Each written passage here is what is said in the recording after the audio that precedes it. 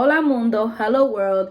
It's me, Jen, aka Faceless doll. So for this video, I'm gonna speak on the new trending show on Netflix called Bridgerton, and I'm so excited because there are a few things that I would like to point out as to why people are hyping it up so much, and some things that really caught my attention that I was like, the series is based off a few books created by Julia Quinn.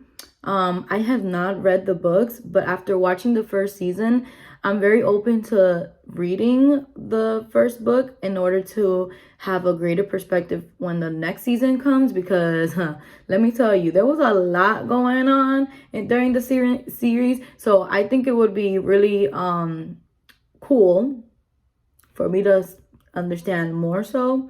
Maybe it was fast paced, maybe it was not. I didn't read it, so I don't know. Let me start off by saying that the person who executive produced this series was Shonda Rhimes, and I'm a huge fan of her work. I really liked Scandal, How to Get Away with Murder, and one of the most famous ones, Grey's Anatomy. And that alone was one of the reasons why I decided I was going to watch the series and then review it. Number one, my favorite thing about this series was the gaudiness of it all. I don't know. I feel like, have you ever liked the certain era and then you look into it and you're like, no, because there was slavery. No, because there was segregation. No, because women didn't really have rights. But when it comes to how people were dressed and how people did certain things, you're like, oh, I would have loved to live in that era. And for me, one of those eras were the 50s.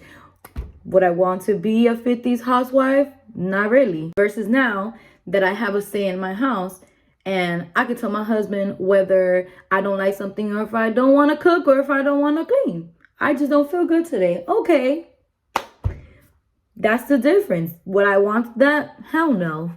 Number two, my second favorite thing of this series was the fact that melanin was popping. Like, I was here to see it. I'm so happy that they did a series, a show where we can see black people in positions that we have never seen before, where we don't have to question, or the people in the film don't question it, like, oh, wait, why is she in that position? Like, she made it, blah, blah, blah. Like, talk about all that. Like, no, we don't need to hear it. We want to see it. I love that.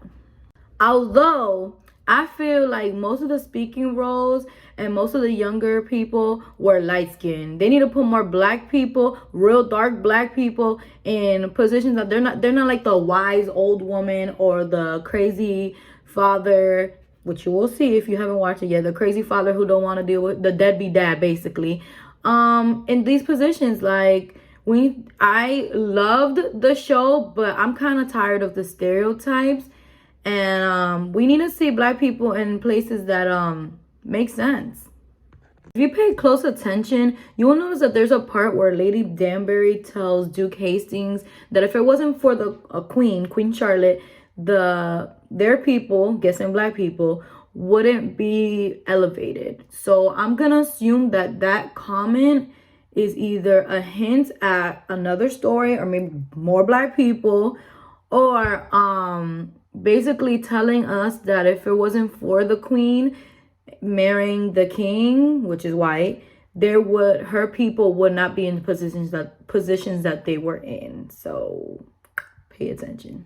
Ironic is that Queen Charlotte in the show, it kind of has a liking of the Queen Charlotte in history that was speculated to be biracial, which I assume the one in the show is biracial too because she's light skinned.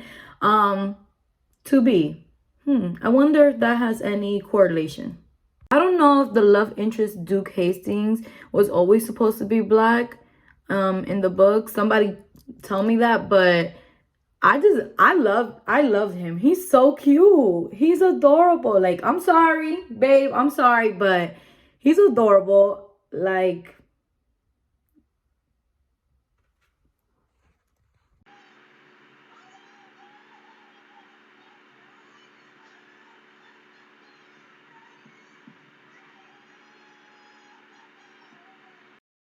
the third thing that I liked was all the drama.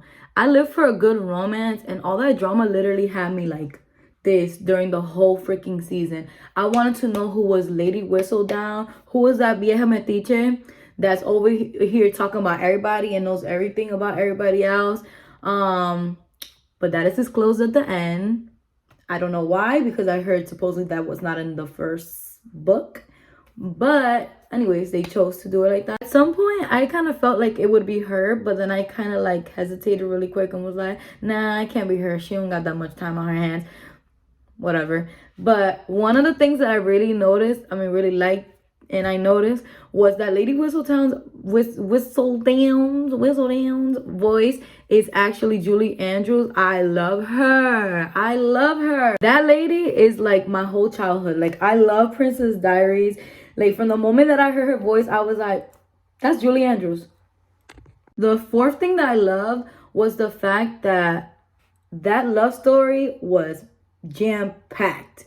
There was so much that I was just, so much going on that I was just like, whoa. Okay. So now she's gonna marry him, and then this or that or whatever. There was some cringy moments, some things that I was like, yeah, that's a time period thing, because now we would not accept that. That's just crazy. If you're young and you're watching my video right now, in no way, in no shape or form should you be idolizing this romance story, okay? I feel like this romance story gives you a lot of room to understand why secrecy does not work. A lot of fair warning. There will be lots of sex. Lots of it. A lot of thrusting and a lot of talk of it.